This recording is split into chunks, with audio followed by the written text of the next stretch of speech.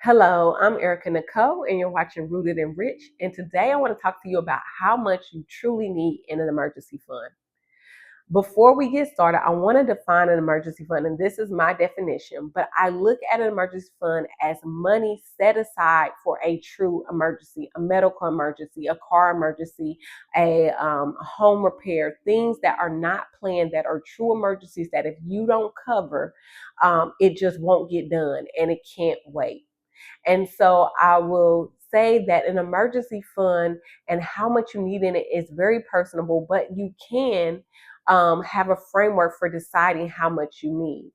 When I think about emergency fund, I think about insurance. So I think about how much coverage do I need in order to feel secure when something bad happens. Think about your car insurance. You pay that every month. So when you get into an accident, you're either able to pay your deductible and get your car repaired, or the car insurance is able to cut you a check so that you can buy another car. And so that is kind of what you're doing with an emergency fund is when the worst thing happens, a job loss or a small emergency happens, you're able to quickly pay things and do things without having so much disruption in your life where it's frustrating and it creates hardship for you. For me, I think about an emergency fund, and the amount I want is to cover my biggest emergency that I believe can happen, which is job loss. And so for me, I want to be able to find another job and not feel stressed and not be focused on money. And I want to focus purely on finding the next thing of employment. And so having an emergency fund that can cover me in that way is really helpful. When I think about my emergency fund, I think about it from three different lenses, and I want you to use these lenses to help you determine how much money you need. I want you to think about it relationally. So the first part relationally is: are you single? Are you married? Do you have a roommate? Do you have a partner? What is your situation relationally? Because that will determine a lot of how much you need.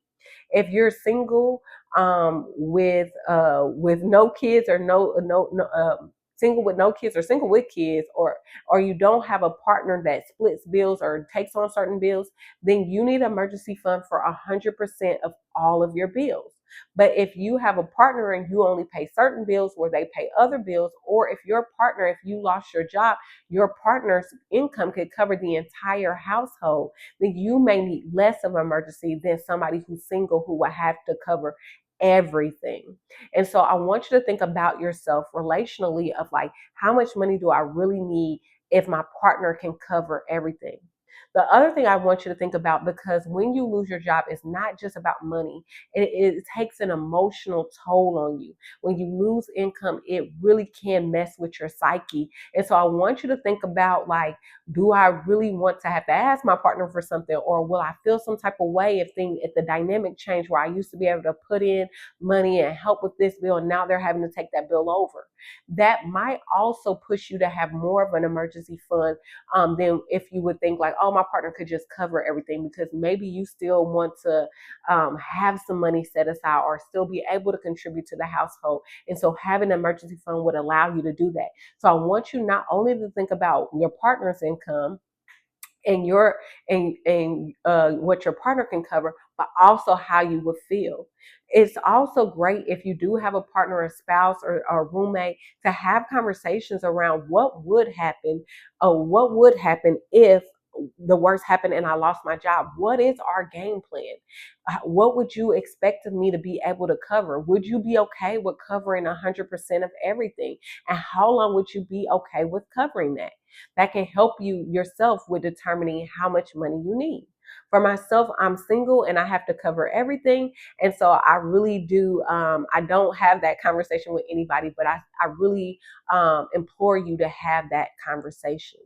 The second thing I think about is my industry and my job, because if you work in an industry that's in high demand where you can get a job like tomorrow, then I think it's important that you may have less of an emergency fund. Whereas if you work in an industry where it takes you 2 interviews, a panel interview, and you have to do a project, and it's in high demand. I mean, it's a lot of competition out there. Then you may want more of an emergency fund because it may take you 6 months to find another job. I know for me, in a good market, I think when I lost my job, it took me about 3 months to get another job. But in a poor market or in a bad market, it may take me up to 6 months to find another job. And so, an emergency fund, you want to think about what kind of industry are you in and how quickly can you recoup that income through another job. The other thing I like to think about if I was an entrepreneur, because I know some of you guys are entrepreneurs or you don't have a 9 to 5, is thinking about lulls in your business. So, of course, you won't fire yourself in your business because that would be crazy. But businesses are cyclical. You have peak times and you have times where you get less customers, or it's you have seasons where it's not a lot of customers or something like that. Whatever's going on, and it might be outside of your control. But one of the things you don't want to do is not have an emergency fund and people feel like in that season where you're not getting a lot of businesses, the customers that do get it, they think the quality is being cut or they're not getting the same product. And so have an emergency fund that allows you to like pull from that when you have a low season in business will allow you to keep your quality and your brand secure, so that way people won't talk about you or say, oh, I'm not coming back here, and you get a bad reputation just because you went through a hard season, or a season where people weren't purchasing as much as they would in those peak seasons. The other thing I like to think about is not just like the job industry, but like not just how long it would take you, but the type of work that you would be doing. And so sometimes the type of work you do can really play a role in how quickly you can get a job. So I want you to think about the role. Is it in high demand? Is it a job with a lots of competition? Does it take a while to get through the interview process? How long would it really take you realistically to get a job? And I want you to think about the markets too that we're in as well. So if we're in a job market or in a market where your job is like really a necessity to the economy or the market, or if you're in a job where AI could be replacing it soon, or things are just changing so much, you may want a larger emergency fund, because sometimes it's hard to jump from one industry to the next to prove that the skills you had in one industry transfer to the skills that you have in another industry. And so I think it's really important to think about, what would happen if you had job loss. Realistically, would you be able to get the same type of work that you previously had? And if not, how would you what skills could you take to go to something else? And realistically, how long would that take? I know all of these are guesstimations, right? Because honestly, nobody knows how your partner will react in that kind of situation, or nobody knows what the market is doing. We can only estimate some of these things, but getting a good estimate and being as real and honest with yourself as possible can get you there, because you don't have to be exact. You just got to be close enough. So for me, how I think about my emergency fund. So I'm a single mom. I don't have any financial support from anybody else. And so I like to be on the larger side because I want to feel protected if I had a job loss. So I really look to have a 6 month emergency fund because I want to be able to ride out 6 months with job loss. The other thing that I notice in my industry is that in good markets, when the economy is booming, people look for the type of work that I do. But when economies are shrinking and there's a lot of layoffs, my role sometimes is easy to lay off or easy to set aside. Even though it's really valuable, it can be easy to like retract and say like, oh, we're going to cut costs, so we'll cut costs here. And so I think that having a larger emergency fund in my role is important because companies can tend to cut that even though it's really important. And so I want to be able to take my time and find a job, even if the market is in a downward spiral. The other thing that I think about is how I will feel during a layoff or during a job loss or during where you're having a lull season in your business. You're probably going to feel a little bit depressed or a little bit sad, and you're probably going to be emotional. And so, with emergency funds, what I like to think about is several things. I like to think about one, my fixed costs. What is the things that I know I have to pay? If you're in a relationship, what are the bills that you own, the things that you come up with to the table with every month that you pay? You need to have all of those fixed costs in there. Then I think about what can easily go that you like if you were to have a true emergency of job loss, what can I get rid of? Netflix, Hulu, like a lot of my subscriptions, or what subscriptions can go? What could I easily cut costs in to start to save money as I no longer have income coming in? When I think about this, I also think about not cutting too much, because you will be sad, you will be emotional. And so you don't want to say, I'm going to cut all my subscriptions, and then you're at home with nothing to watch and nothing to do, and you're already sad. So you may need some entertainment or to binge watch while you look for a job and stuff like that. And that's okay. So try to budget in that you're going to need some subscriptions and stuff like that. Like, you're not going to cut out everything. And also think about, like, eating out and stuff like that. No, you're not going to eat out every day, but you might still want to go enjoy a meal. So you may want to include in your when you're thinking about your monthly expenses, a line item, either $100 where you can eat out a month for once a month or something like that, so that you don't get so saddened or burdened of being in the house because you can't do anything.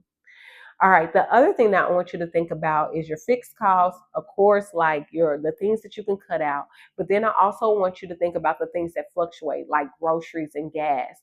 You can average that. So I would say, like, if you are thinking about your emergency fund, add up. For the past 4 months, I've spent $100 on gas a month, or I spent 100 this month, 75 this month, and 50 this month.